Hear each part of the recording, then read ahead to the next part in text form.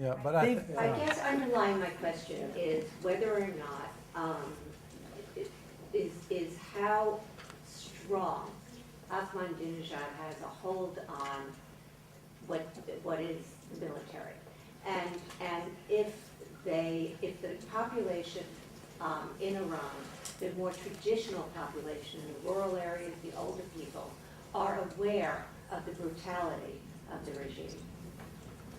I mean, Karim, this is how I would frame it, is that if you look at the Revolutionary Guards, about 125,000 men, Ayatollah Khamenei handpicks for the first few tiers. We're talking about maybe 90 men. He handpicks them, he cultivates them over the years, and he changes them frequently so they can't establish their own power base. So these individuals up until now have been unfailingly loyal to Khamenei, not to Ahmadinejad, to Khamenei.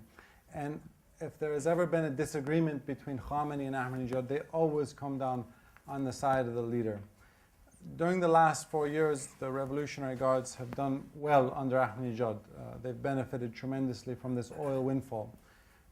All that said, the Revolutionary Guards are somewhat more reflective of Iranian society at large than people think. We're not talking about Al-Qaeda, 125,000 radicals who are ready to martyr themselves for Ahmadinejad. I used to interact with some of these folks when I was based in Tehran. And there's something that I remember in 2003 when the United States was preparing to go to war against Iraq. And that was that many of the people who had actually fought in war, the former generals, were the ones who were most hesitant to go to war again. And in the case of the Revolutionary Guards, you have two generations of men who saw one of the most brutal conflicts of the latter part of the 20th century. So oftentimes they're far less ideological and radical than their civilian counterparts who have never fought in war.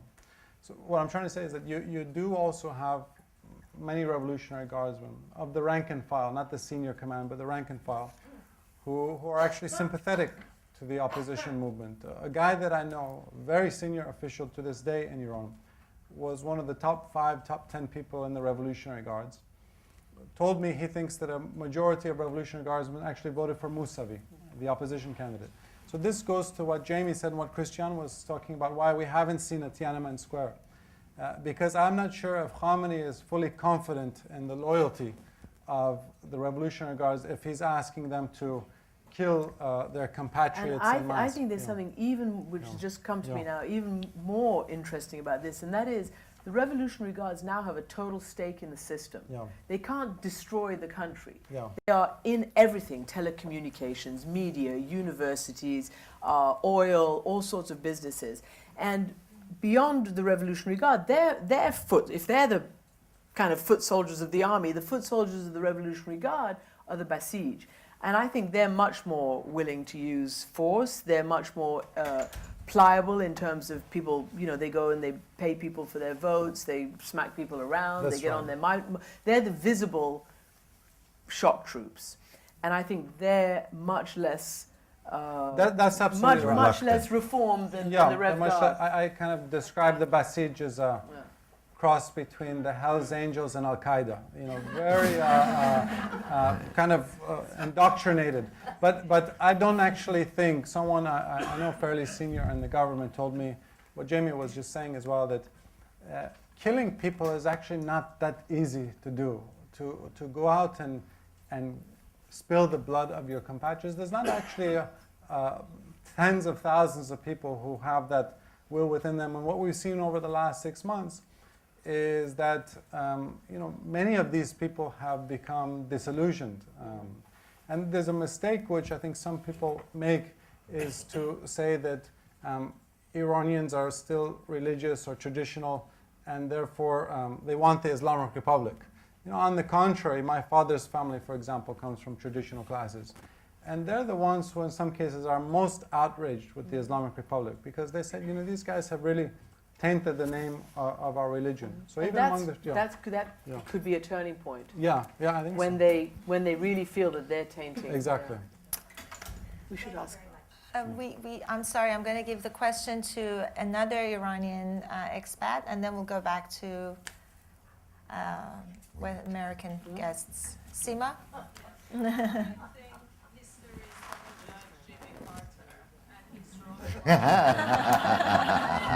Oh man, we are so over that. 30 years of that question. Well, no, I mean, this is a crowd that really cares about the answer to this question. Okay. And actually, she fielded that question with me before.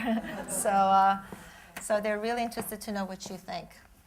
How is history going to judge?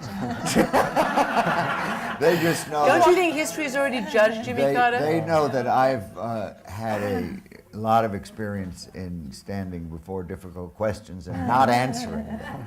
But look, I think Christiane said, when it comes to Iran, even with all the revisionist histories that occur, and they keep revising the history, Jimmy Carter still doesn't look very good. Yeah. Across Barbara the Lee wanted a ideological question. spectrum. She's Right. about to leave. Barbara Lee, go ahead. Sorry. A small question, but clearly there are many approaches going on, and no one has mentioned today's news, which I thought was a rather subtle thing that occurred, where the third significant nuclear physicist was assassinated, and it is alleged to be the result of Israeli and American collaboration. Do you have any comments about that? Let me tell you what I think. First, that's actually misinformation that he was a nuclear physicist. He was Just an a academic, yeah, he's a physicist. physicist. And he wasn't at all involved in Iran's nuclear program. He was a prolific publisher. And if you're involved in Iran's underground nuclear program, you don't really kind of Publish. Yeah. You don't really see the light of day. So that was the first point. Second point is that he was an avowed supporter of Mousavi and the opposition. It's since been declared that he was a signatory among several Tehran University professors of a petition on behalf of Mousavi. His colleagues say that he was really radicalized in the post-election, so he was an avowed supporter of Mousavi. And frankly, it doesn't make sense that the Israelis or the Americans would go to such great lengths to assassinate someone who wasn't associated with Iran's nuclear program and was actually sympathetic to the opposition. So I think, and all that said also, that the regime over the last few weeks has actually assassinated the political opponents. I think is very They assassinated Mousavi's nephew. So obviously they blamed the Zionists, quote unquote, for this.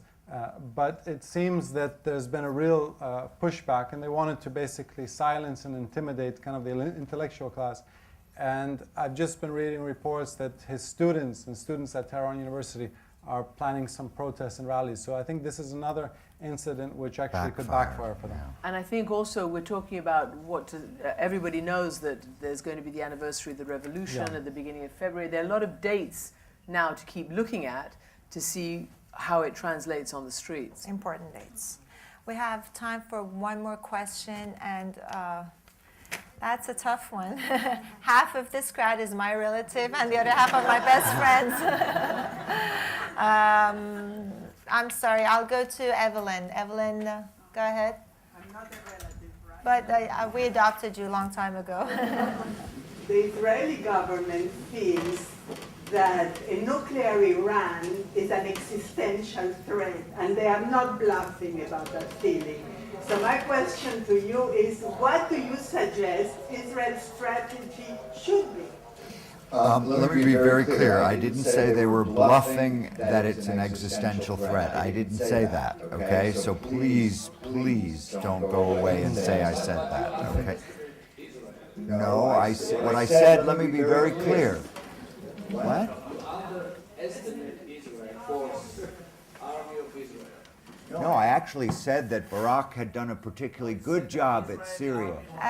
Shimon, we have to let the panelists... All right. Anyway, what I did say is You said that Barak I'm and happy to Netanyahu- say what I did say, not what I didn't say. And what I did say was that Ahmadinejad and a nuclear Iran together have led us to a point where the Prime Minister of Israel and his defense minister, I suspect, will be considering whether to use military force.